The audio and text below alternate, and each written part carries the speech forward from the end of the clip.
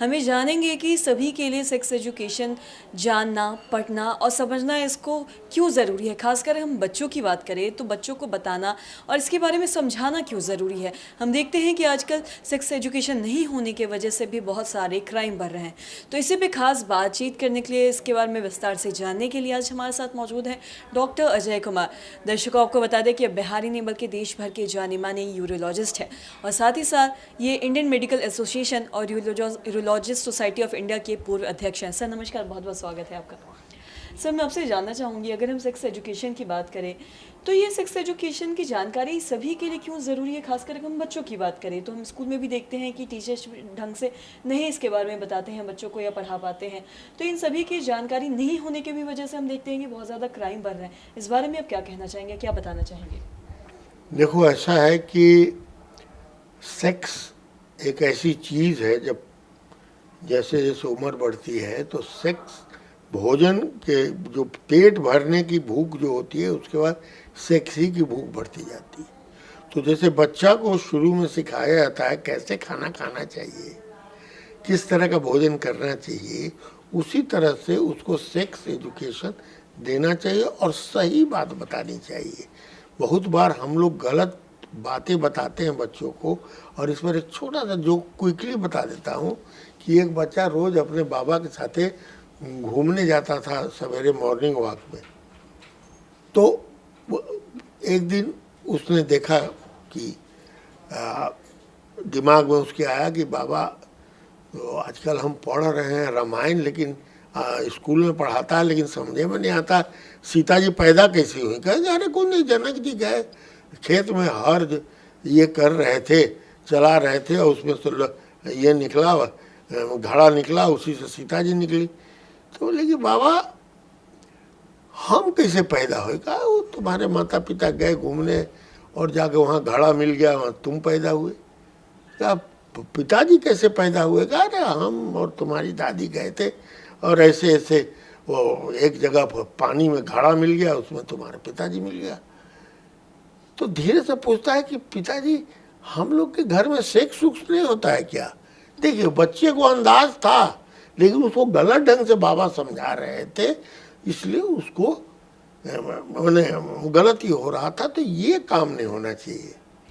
यदि बच्चे में इंक्विजिटिवनेस है तो उसको क्लियर कट बताना चाहिए सेक्स एजुकेशन। और स्कूल में तो, और स्पेशली जब बच्चियां मेनार्की में आती हैं 12 साल 14 साल से के पहले, और बच्चे भी उस उम्र में होते हैं, क्योंकि आजकल वयस्क और प्रौढ़ बहुत जल्दी बच्चियां हो जाते हैं, इसलिए कम से कम फॉर्मली सेक्स एजुकेशन 10 साल की उम्र के पहले देना चाहिए बच्चों को, और प्रॉपरली समझाना चाहिए कि सेक्स क्या है, सेक्स एजुकेशन के बारे में बताना ज़रूरी है, ताकि बाद में उनको कोई इस तरह की चीज़ बने, सेक्स कोई अजीब चीज़ नहीं लगे।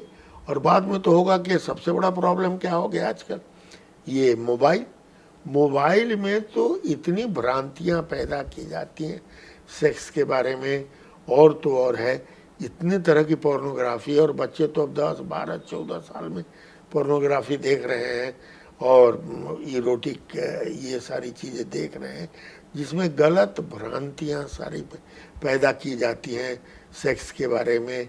सेक्स किससे करना चाहिए, कैसे करना चाहिए, कहाँ करना चाहिए, सारी। तो कम से कम उनको अंदर साइंटिफिक नॉलेज उनके पास रहेगा तो उन भ्रांतियों के पीछे वो जाएंगे नहीं, और उस गलत ढंग से जो होता है वो नहीं करेंगे। लेकिन this is one part of the whole thing.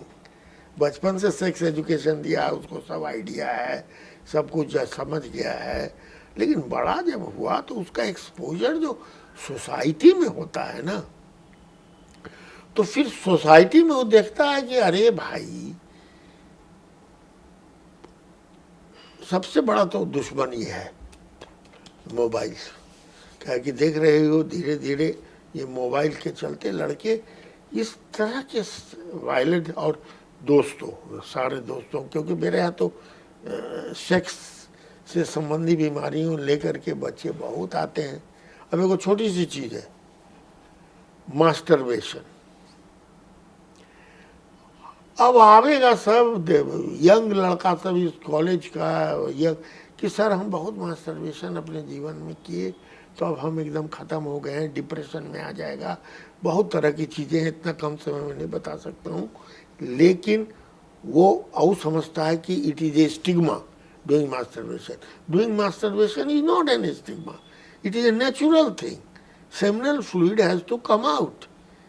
जब नहीं सेमिनल फ्लूइड ऐसे कम आउट होता है तो या तो उसको स्वप्न दोष होगा, उसमें कुछ ऐसा वो सपना उपना देखेगा कि वो निकलेगा, और नहीं तो he does the masturbation to get the seminal fluid out.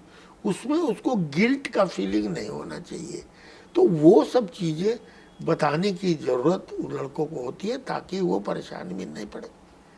अब आजकल एक नया हो गया है, मैंने हमारे पास जो मरीज आते हैं, सर हमारा शादी होने वाला है लेकिन हमारा जो है इरेक्शन ठीक से नहीं होता है, सो हम पहले ट्राई कर लेना चाहते हैं तब शादी करेंगे। अब बोलिए, अरे कहाँ ट्राई करेगा, अरे कोई दिक्कत नहीं है, गर्लफ्रेंड है, गर्लफ्रेंड मिल जाएगी, फलना है चिल्ला, पहले हम ट्राई कर लेंगे तब जो है सो शादी करेंगे। बोलिए, इस तरह की जो भावनाएं लेकर के लोग आते हैं, इसलिए बहुत कुत्सित भावनाएं समाज में आ गई हैं। और बहुत हम क्या बताएं, अब फिल्म्स जो देखते हैं बच्चे पोर्नोग्राफी के, अब देखते हैं कि सेक्सुअल इंटरकोर्स कर रहा है तो आधा घंटा तक चल रहा है, 20 मिनट तक चल, एब्सोल्युटली रॉन्ग। वो तो फिल्म है भाई, cut and paste, cut and paste करके ये करता है और उसको देखते हैं और समझते हैं कि वही हमारा एम होना चाहिए कि इतना देर तक चलेगा, which is wrong. actual sexual intercourse is only for few minutes.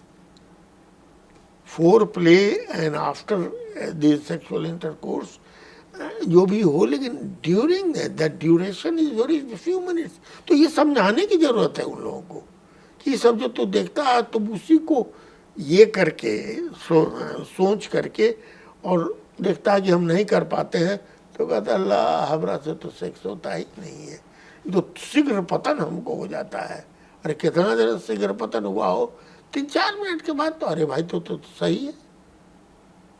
तो इन सब चीज़ों का education not only in child but in adolescent and even adults में भी, और आजकल तो एकदम ही ज़रूरी हो गया है इन दिस ओपन सोसाइटी कि समय समय पर उनका सेक्स एजुकेशन होता रहे।